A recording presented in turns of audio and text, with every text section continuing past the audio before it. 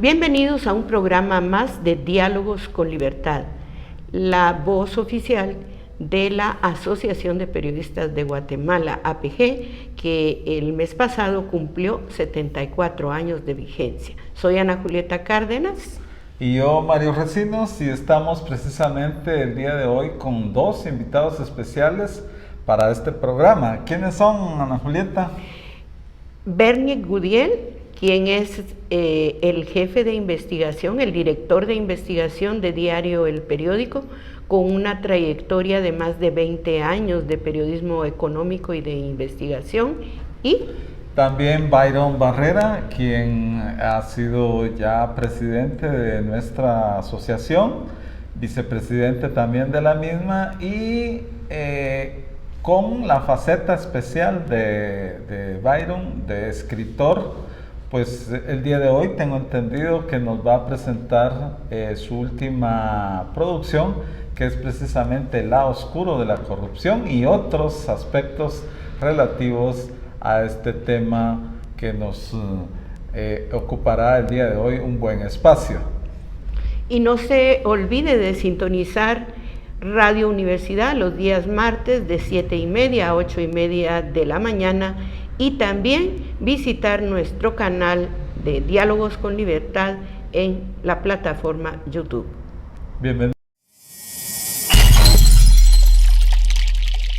Bienvenido, Bernick. Muchas gracias. El día de hoy tenemos la grata presencia en nuestro programa Diálogos con Libertad de Bernie Gudiel. Él es editor de Economía y de Investigación del diario El Periódico. Y el día de hoy, precisamente dentro de la faceta que tenemos precisamente del programa a grabar en esta oportunidad, queremos precisamente que nos compartas para nuestros oyentes y televidentes el fascinante mundo del periodismo de investigación, ¿verdad?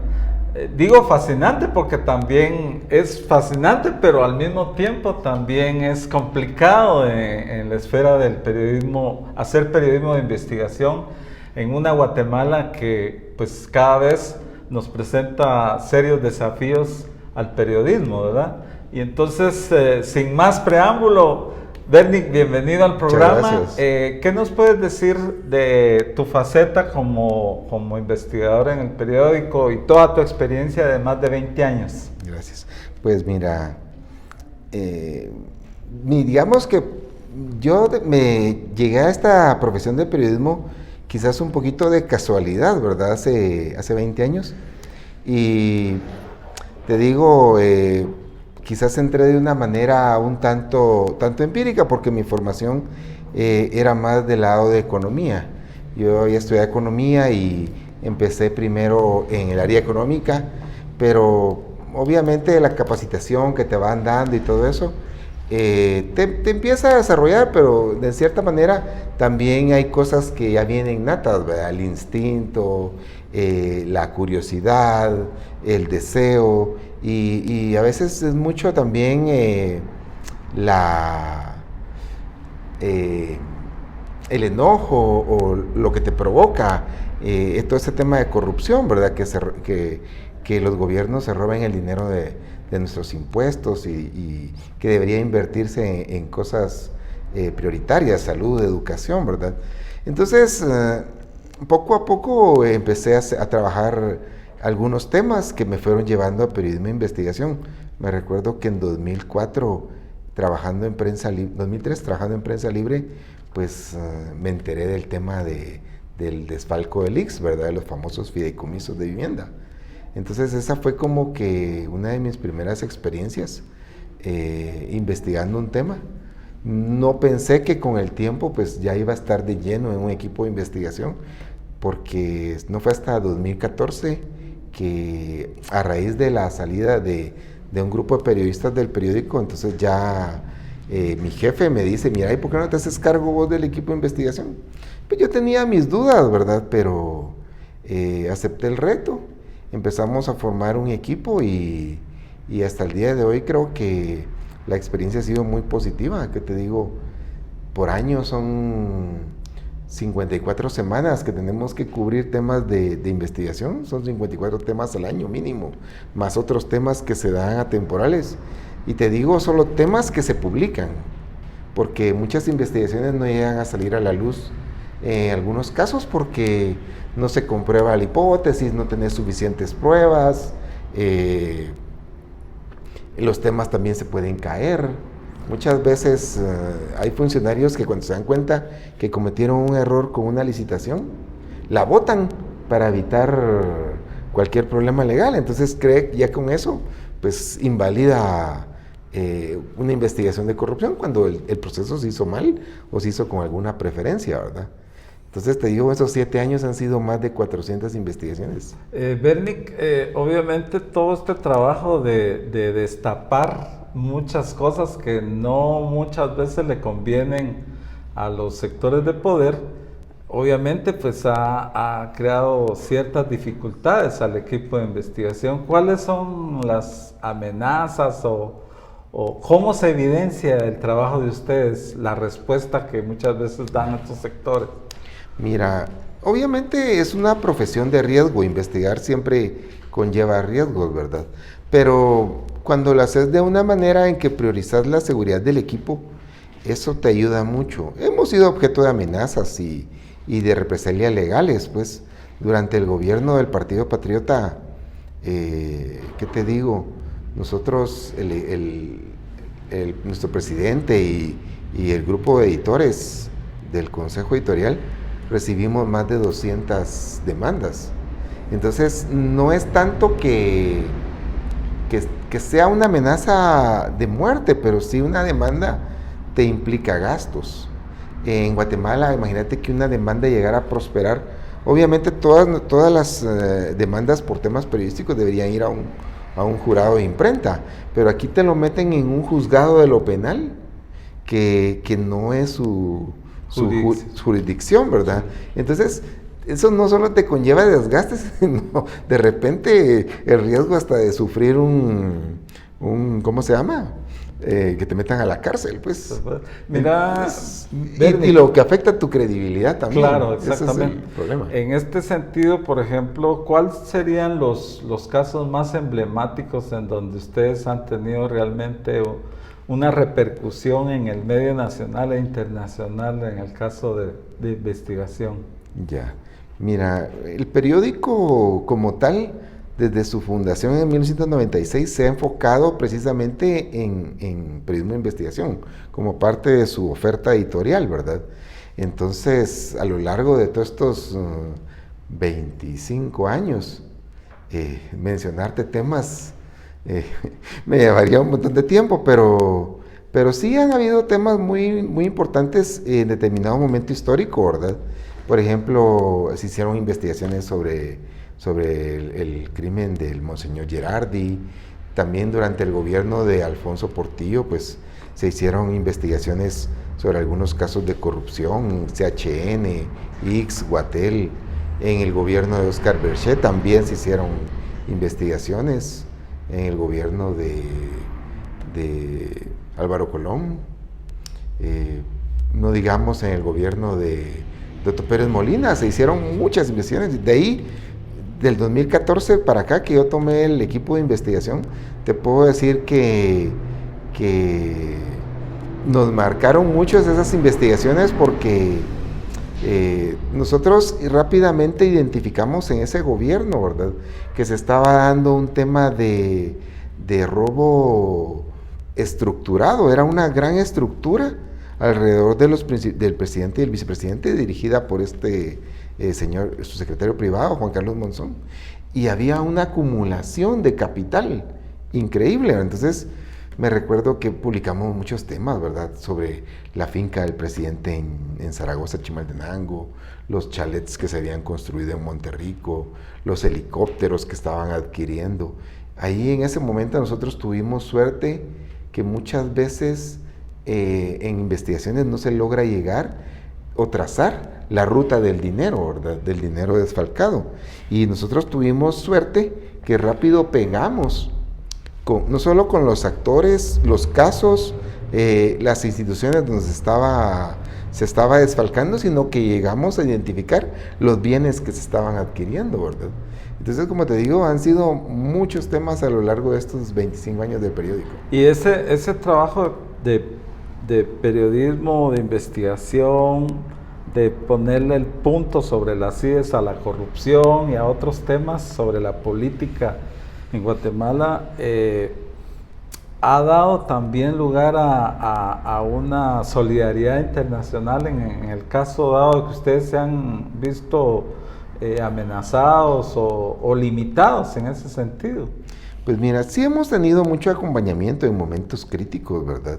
Hemos sentido el respaldo de muchas entidades y muchas personas. Nosotros también dentro de nuestros accionistas tenemos un fondo de inversión donde participan entidades de mucho prestigio a nivel internacional, y todo eso pues nos ha dado mucho respaldo. Pero creo que principal el respaldo que nosotros hemos tenido es el de nuestros lectores, porque siendo un medio pequeño y financieramente inestable, tener lectores que desde el primer día que salimos siguen con nosotros, ¿qué te puedo decir? Esos más de 20,000 lectores, pues esos han sido nuestro principal respaldo. Si no tuviéramos su apoyo, no tuviéramos su apoyo traducido en comprar una suscripción, en un anunciante, aunque parezca simple o parte de su trabajo, eso ha sido fundamental para poder seguir todos estos años. Bernic, ¿qué le dirías tú a los jóvenes que están en las escuelas de comunicación sobre el periodismo de investigación? ¿Qué realmente, cuál sería el soporte fundamental para que esto sea un principio elemental del periodismo, no solo en prensa impresa, sino que en medios de televisión y en medios de radio también? Sí, mira, yo le diría a los periodistas jóvenes que se están formando que se preparen, que estudien, que se involucren. Ahora en los nuevos pensos de estudio de periodismo veo que ya se está implementando los cursos de periodismo de investigación, y me recuerdo que incluso nosotros cuando estudiamos en la Universidad Panamericana de licenciatura en periodismo, el curso de periodismo de investigación consistía en hacer una investigación que eventualmente se podría publicar en algún medio. Entonces hay que prepararse, hay que aprender de referentes del periodismo. Nosotros pues tuvimos la oportunidad de recibir varios cursos con Daniel Santoro, periodista argentino muy reconocido, con Gerardo Reyes, periodista colombiano que ahora está en Univisión.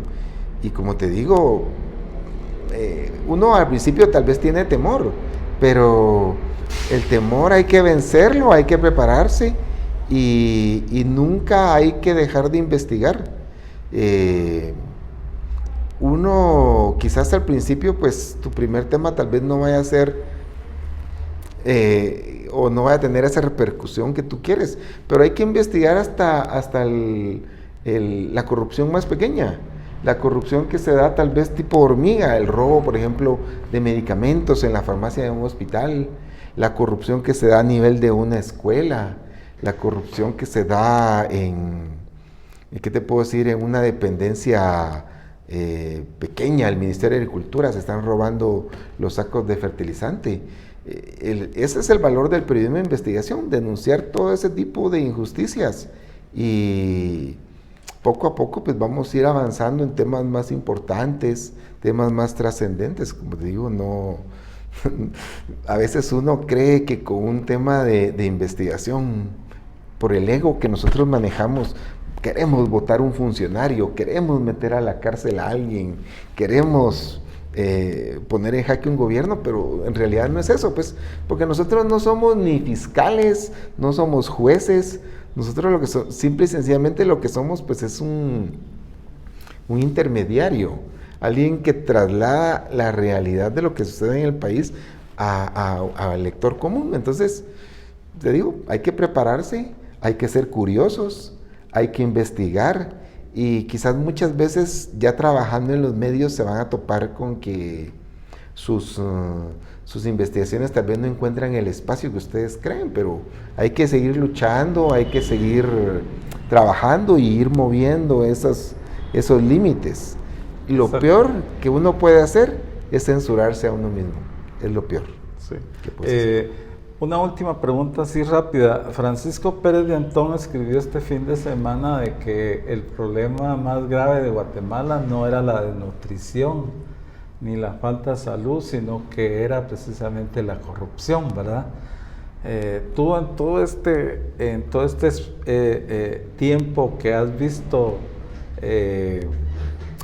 la diversidad de temas sobre corrupción en Guatemala, ¿cómo ves en comparación con los otros gobiernos, este gobierno que está ejerciendo en este momento? Mira, yo coincido con él. Definitivamente la corrupción es uno de los problemas estructurales de Guatemala, no de ahorita, sino de siempre. Pues partimos desde el modelo colonial, que los puestos eran dados por el rey, por el mérito en la conquista o después porque había sido heredado.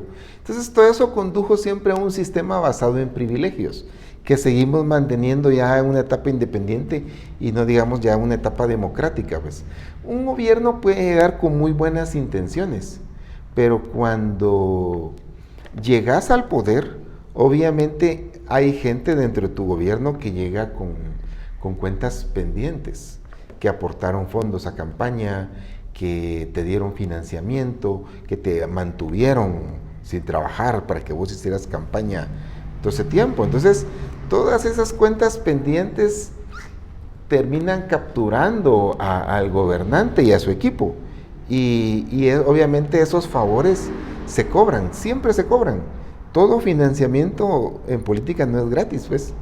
Todo es una factura que tarde o temprano tienen que pagar. Y ahí es donde caen los gobiernos en esta debilidad, que es que obviamente el financiamiento los condena, ¿verdad? Tienen que pagarle el favor a un financista o a alguien que apoyó en la campaña, hay que darle un cargo porque ni modo, ayudó, ¿verdad? Entonces, obviamente todo eso conduce a este tipo de situaciones en que caen en la tentación de apropiarse de los fondos públicos, que como dice el maestro Antón, si no existiera la corrupción y todo este dinero no fuera a parar en las manos de políticos y empresarios corruptos, iría definitivamente a la gente que más lo necesita, la gente que está desnutrida, la gente que no tiene salud, que no tiene educación. Pues. Muchas gracias, Bernic. Agradecemos la presencia de Bernic Gudiel, coordinador del área de investigación del periódico, economista y con una vasta experiencia en el tema por más de 20 años. Así es que agradecido. Muchas gracias, un placer estar con ustedes. Con tu presencia, Bernic, y continuamos con nuestro programa. Bienvenidos a un programa más de Diálogos con Libertad, medio oficial de la Asociación de Periodistas de Guatemala, APG.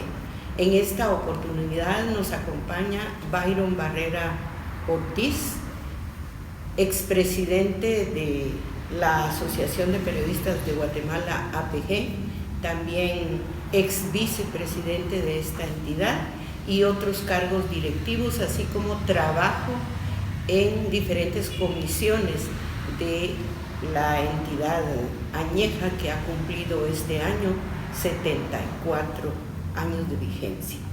Byron Barrera Ortiz tiene una experiencia vasta como periodista y aborda diferentes temáticas: relacionamiento interinstitucional, reingeniería administrativa y organizacional, comunicación estratégica, manejo de crisis y programas de promoción y sensibilización.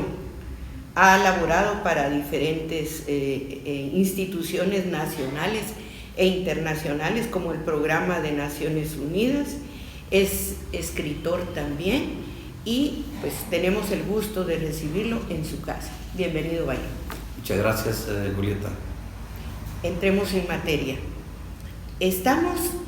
Seguimos en el segundo año azotados por la pandemia del coronavirus que ha golpeado económicamente al mundo. Guatemala no es la excepción.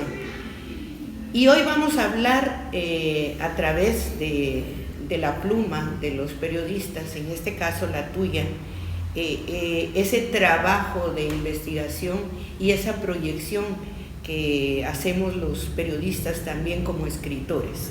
Les presento el lado oscuro de la pandemia, corrupción y otros males.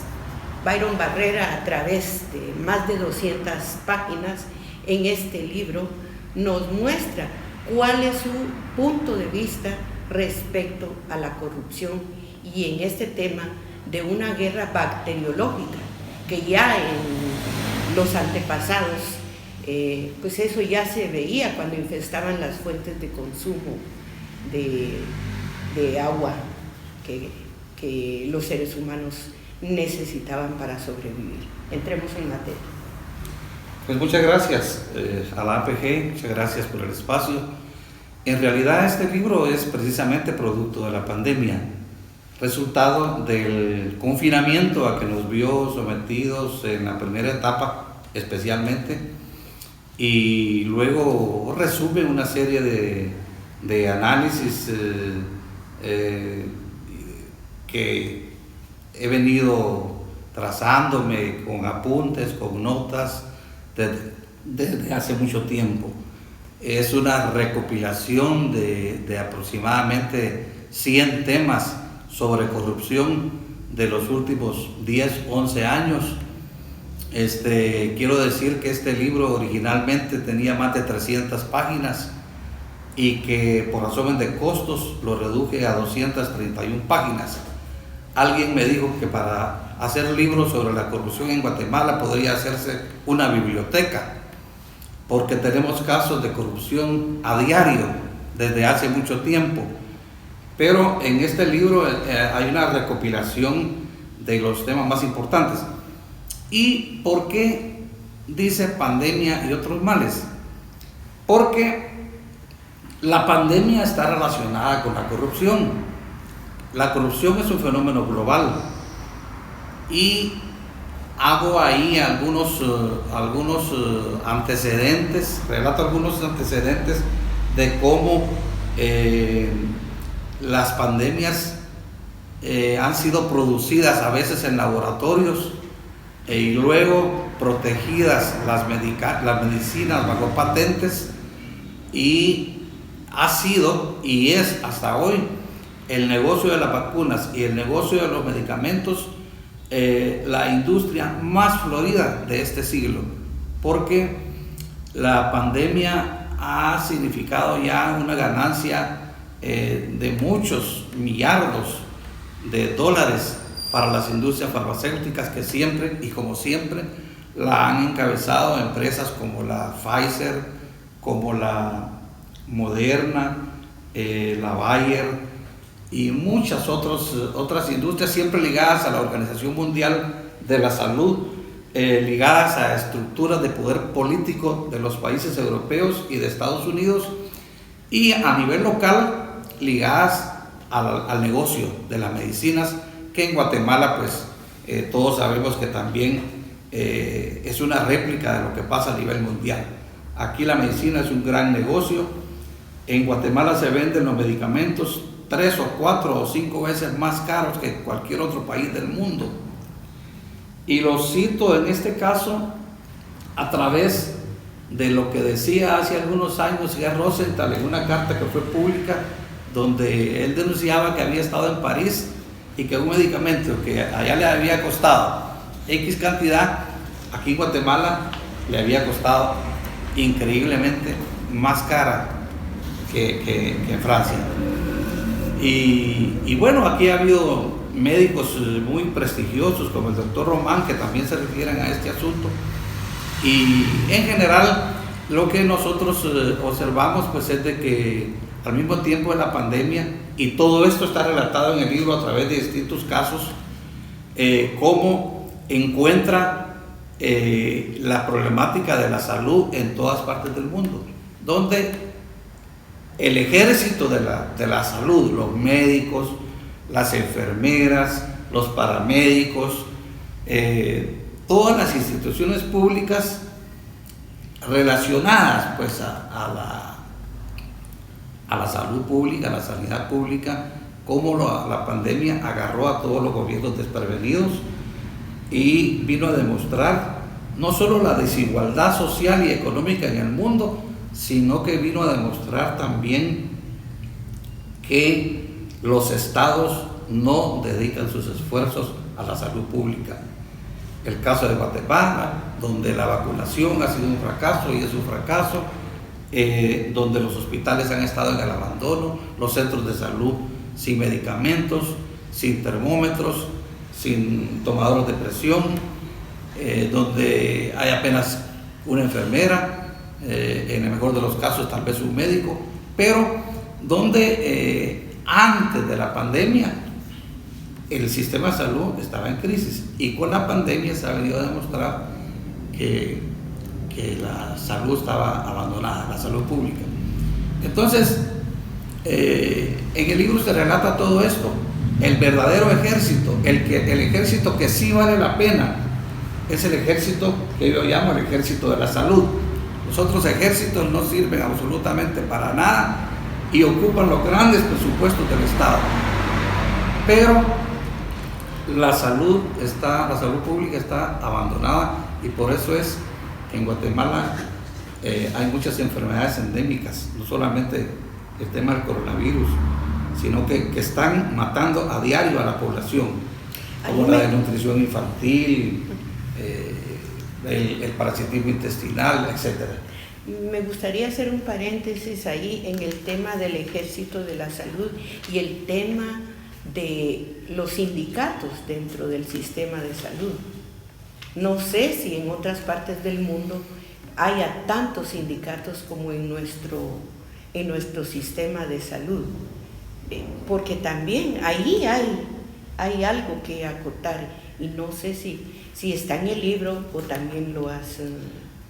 Bueno, sí, en el libro hay buena parte de temas dedicados a cómo el Estado guatemalteco es un Estado caricaturesco, infuncional, donde se desnaturalizó la función pública y donde el Estado no funciona, no cumple sus objetivos, no tiene capacidad institucional, porque desde hace algunos años el Estado se convirtió en un centro de negocios, ¿verdad? El Estado se deshizo de sus bienes y los servicios se privatizaron. Entonces el Estado, pues, ¿cuántos diputados no quieren llegar al Congreso no para legislar, sino para hacer negocios? ¿Cuántos ministros llegan a ser ministros para hacer negocios y no para pensar en transformar las estructuras institucionales del Estado?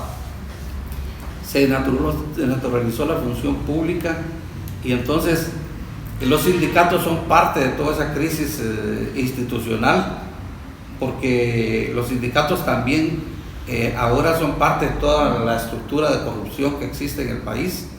Desafortunadamente, la corrupción es un fenómeno que se generalizó, se expandió increíblemente. Probablemente hace unas décadas la corrupción eran fenómenos aislados, pero hoy es parte de la vida diaria la corrupción, y existe una cultura de aborazamiento en las personas que aspiran a desempeñar los cargos públicos, y los sindicatos, pues, por supuesto, forman parte de todo este asunto. Digamos, por ejemplo, el magisterio, ¿verdad?, dirigidos por el dirigente sindical Joviel Acevedo, lo tienen los maestros y maestras como un dios, porque es cierto, negocia aumentos salariales, pero la educación de Guatemala es un fracaso. La educación pública de Guatemala es un fracaso. Entonces, antes, hace muchos años, el magisterio era un gremio unificado, un gremio que velaba por la calidad de la educación, pero hoy es solamente una instancia de privilegios y de búsqueda de mejoras en el sector. Pero ese es el problema de este país, que cada sector solo piensa en sus intereses y nadie piensa en el país como tal. El sector privado piensa en sus intereses propios, el sindicalismo piensa en sus intereses propios y el país es casi, digamos, el Estado se fue convirtiendo en un botín. Las elecciones son la fuente de corrupción, pero las elecciones lo único que son un mecanismo de réplica del sistema. El sistema de corrupción se replica a través de los partidos políticos, porque el financiamiento de las campañas permite que se compren verdaderos ministerios.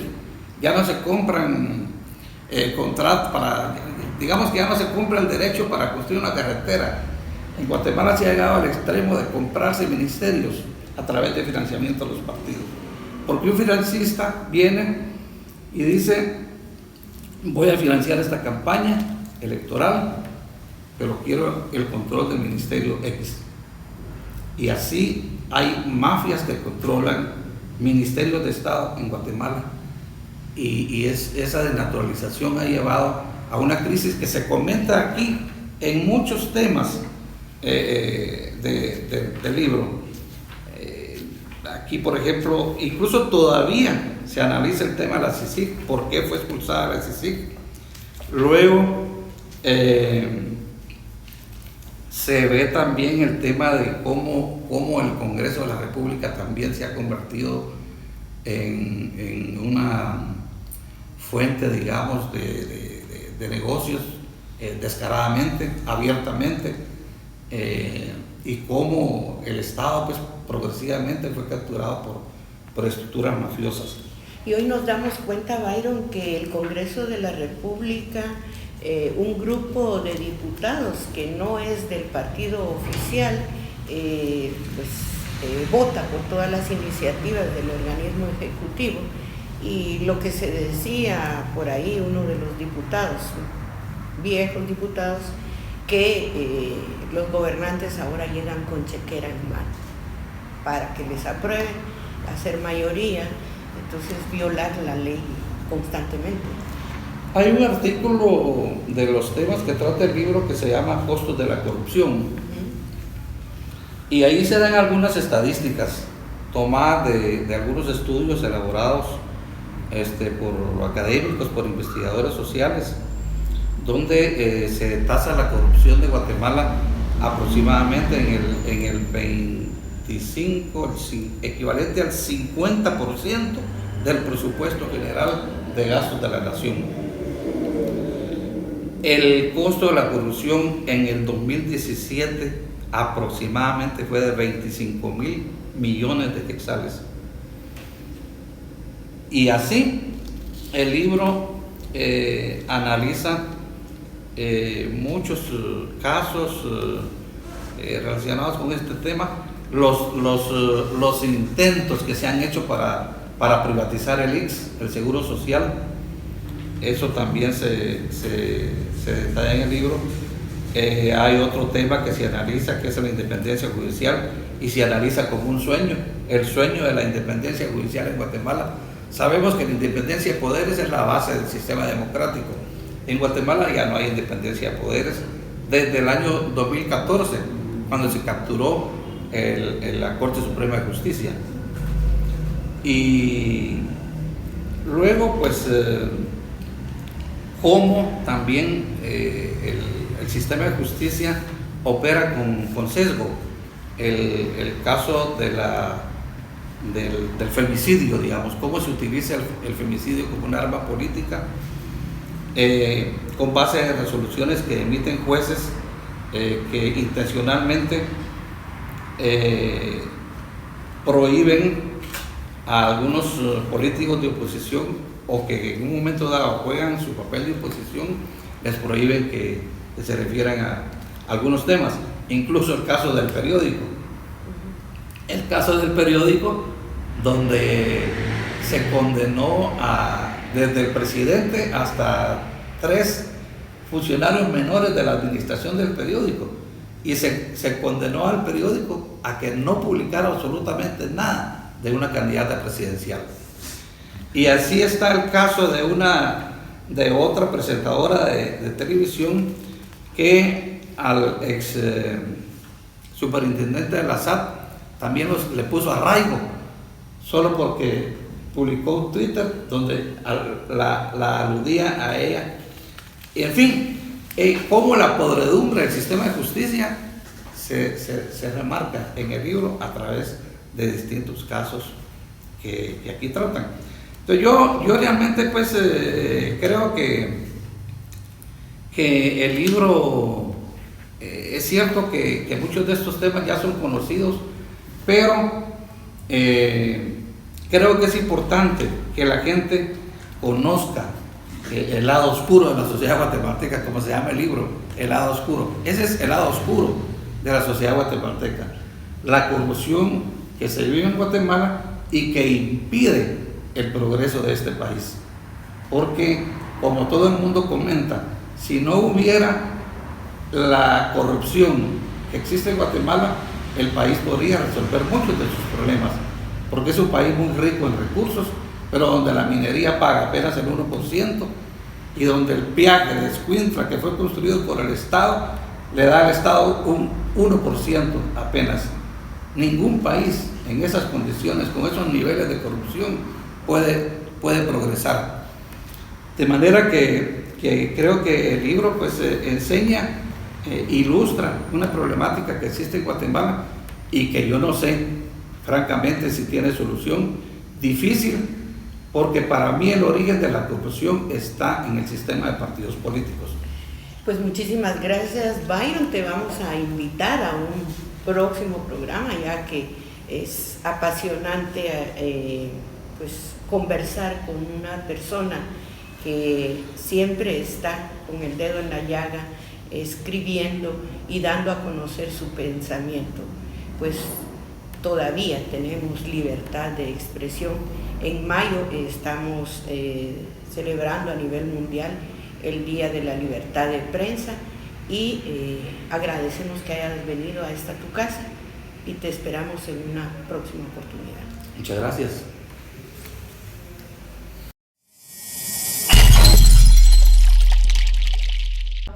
Hemos llegado a un programa más de Diálogos con Libertad por la plataforma YouTube y en nuestro canal en la emisora 92.1 Radio Universidad. Me acompaña este día nuestro colega Mario Recinos Lima y pues él tuvo a bien entrevistar a Bernie Kudiel. Recapitulemos. ¿Qué de rico nos dejó esa entrevista? Bueno, obviamente la experiencia que Bernie ha acumulado durante todo este tiempo, pues queda muy evidente en lo que expuso, ¿va? En primer lugar, porque el periódico se ha caracterizado precisamente en su formato y en su contenido a darle un espacio fundamental al trabajo de investigación y a la denuncia precisamente de hechos que la población pues está esperando. La población quiere un periodismo también de fondo, ¿eh? Que sea comprometido con la verdad y sobre todo pues que dé a conocer estos temas que muchas veces trascienden a la opinión pública, pero que no son trabajados en su exactitud. Y en ese sentido, Bernick nos ha dado un panorama de cómo el periódico, pues, a veces con dificultades, a veces con amenazas y a veces también con ciertas reservas, han tenido que realizar el trabajo de investigación ya desde hace muchos años. Lo importante de esto es también el llamado que hizo él a los nuevos periodistas, a los jóvenes periodistas, a que el periodismo no sea solo de farándula, no sea también solo de hechos que pasan desapercibidos, sino que a profundizar y a investigar, que es lo más importante en el oficio que nosotros hacemos diariamente, ¿verdad? Sí, y esto me da pie para anunciar en nuestro próximo programa a una colega que también nos va a hablar sobre ese periodismo de investigación de qué pasa con nuestros impuestos. Ojo con mi pisto. Ana Carolina Alpírez estará en nuestro próximo programa. Pero Mario, nuestro trabajo como apejista es arduo.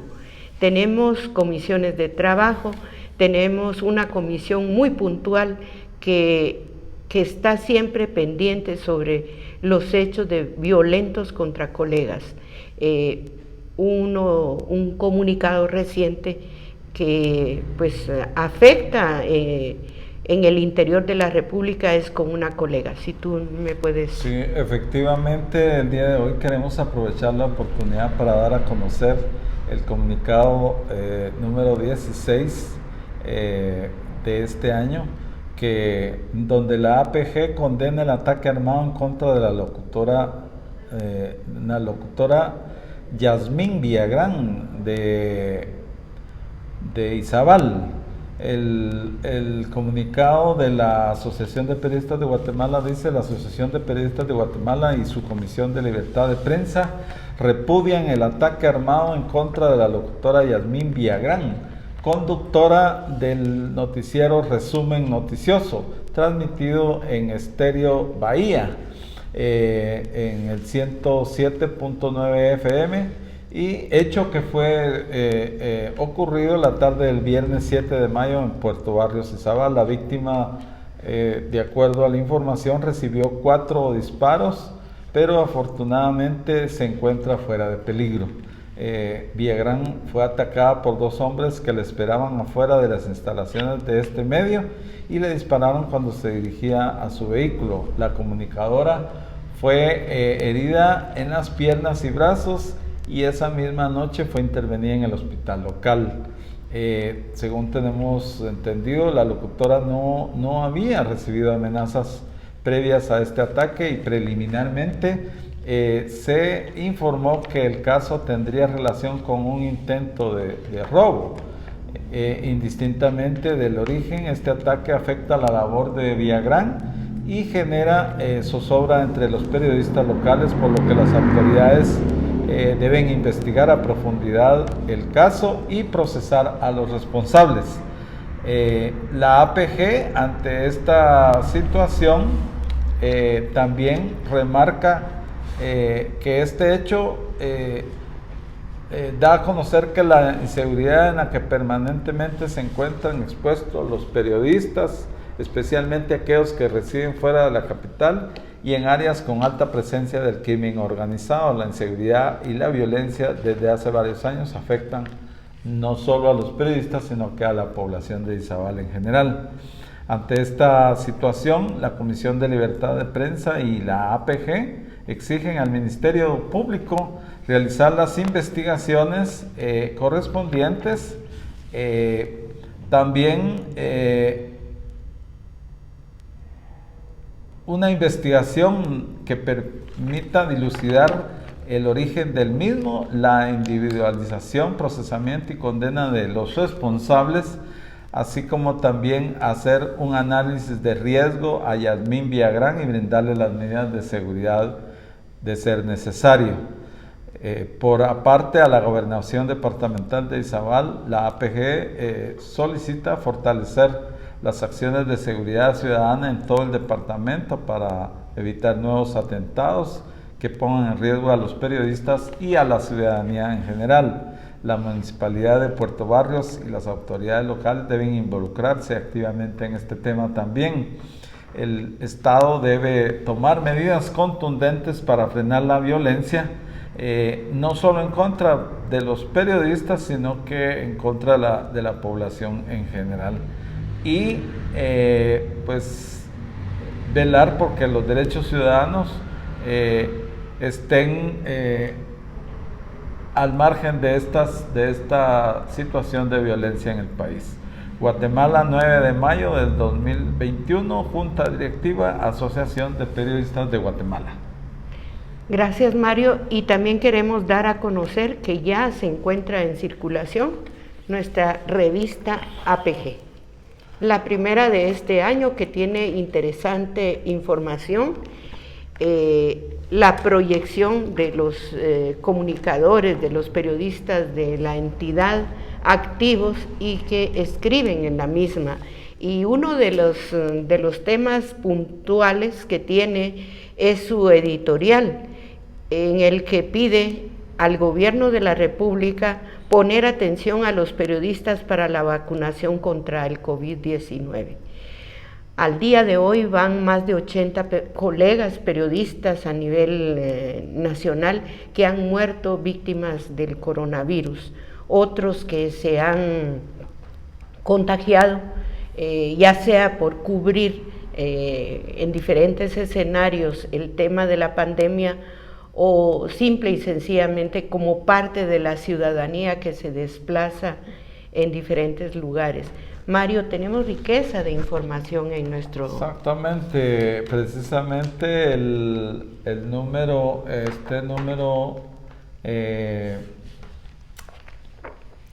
alusivo precisamente a los 74 años de lucha en defensa de la libertad de expresión de la APG, es la edición 138. Y como bien lo decía Julieta, aparte del editorial en donde se hace énfasis esto del tema del COVID, pues la revista de la APG lleva temas como el periodismo en tiempo de crisis. Tenemos una reseña del programa de radio, precisamente, de los últimos programas que se han grabado. Y aparte de eso están las agresiones y la violencia contra las periodistas, ¿verdad? Y solo los dejamos picados. Y quiero yo agradecer personalmente a nuestro colega Richard Shaw Arribillaga, quien gracias a él es realidad el programa virtual de Diálogos con Libertad y también el podcast que se envía a Radio Universidad. Muchísimas gracias, Richard, por tu apoyo. Nos despedimos. Soy Ana Julieta Cárdenas y Mario Recinos, y los esperamos en el próximo programa.